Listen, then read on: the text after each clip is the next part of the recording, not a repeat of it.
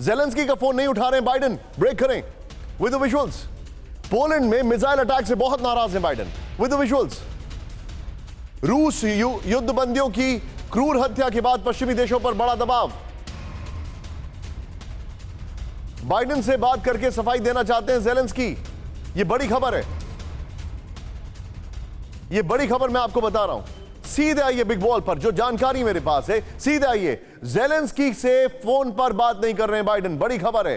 क्या हुआ है यहां पर, यह देखिए, जेलेंस्की के लगातार आ रहे फोन, बाइडेन रिसीव नहीं कर रहे हैं। नेक्स्ट जानकारी यह आ रही है कि पोलैंड में रॉकेट गिरने और रूस युद्ध बंदियों की हत्या के बाद सवालों में है जेलेंस्की। दोनों घटनाओं के बाद जेलेंस्की पर पश्चिमी देशों का दबाव बढ़ गया है। जेलेंस्की ने कई बार व्हाइट हाउस में बाइडेन से बात करने के लिए फोन किया, सूत्र ये कह रहे हैं। लेकिन जेलेंस्की बाइडेन से बात कर अपनी सफाई देना चाहते हैं। क्या सफाई देंगे? जापान के पीएम योशिरो मोरी ने भी यूक्रेन के हालात के लिए जेलेंस्की को जिम्मेदार ठहराया। बड़ी खबर, इसके बाद एक और बड़ी खबर, सीधे देखिए। ब्रिटेन को यूक्रेनी हथियार आतंकियों के हाथ लगने का डर, ब्रेक करें। ब्रिटेन के नेशनल क्राइम एजेंसी के डीजी ने जताई आशंका। पिस्टल, मशीन गन और ग्रेनेड की स्मगलिंग पर नजर।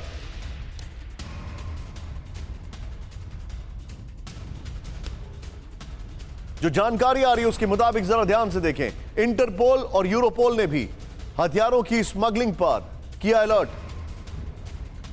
यह हैरान करने वाली खबर है। सीधे आइए इस बिग बॉल पर राहुल, फिर इसके बाद दोनों शॉट्स लेंगे। ये फ्लोर ग्राफिक्स है, आई एम टोल्ड। सीधे आइए। आतंकियों के हाथों में यूक्रेनी हथियार, सीधे देखें। यूक्रेन भेजे जा रहे हैं, अगेन अ बॉक्स। यूक्रेन भेजे जा रहे हैं हथियारों के आतंकी संगठनों के हाथ लगने का डर है। यह इंफॉर्मेशन हमारे पास आ रही है। ब्रिटिश नेशनल क्राइम एजेंसी के डीजी ग्रामे बिगार का दावा, बड़ी संख्या में भेजे जा रहे हैं हथियारों के यूक्रेन के बाहर स्मगलिंग की आशंका है। हर महीने पिस्तौल, मशीन गन और ग्रेनेड की यूक्रेन से स्मगलिंग हो रही है।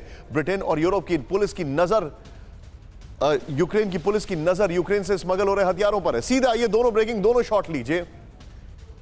मैं सीधे चलूंगा प्रोफेसर राजन सर के पास। राजन सर, ये दोनों खबरें इशारों में इंडिकेट कर रही हैं कि सर्दी आते ही सारा जोश वेस्टर्न कंट्रीज का भी ठंडा पड़ गया है।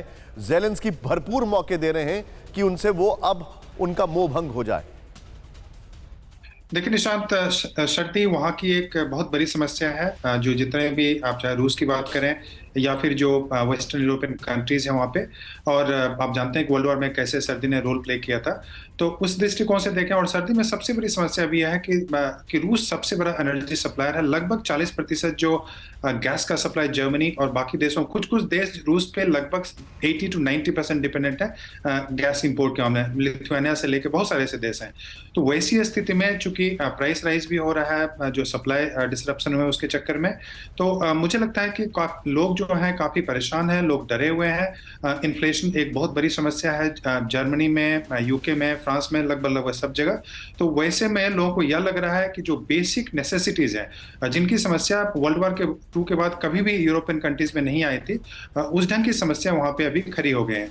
और वैसे में मुश्किलें बढ़ सकती हैं, और इसमें कोई शक नहीं कि जो अगर ज़पोरिजिया में की बात की जा रही है, वहां पे अगर किसी भी ढंग का मिसाइल अटैक होता है तो समस्या और भी बढ़ेगी। हालांकि मुझे नहीं लगता है कि उससे पूरे यूरोप प्रभावित होगा, लेकिन यह जरूर है कि यूरोप के कई कंट्री उससे प्रभावित होंगे।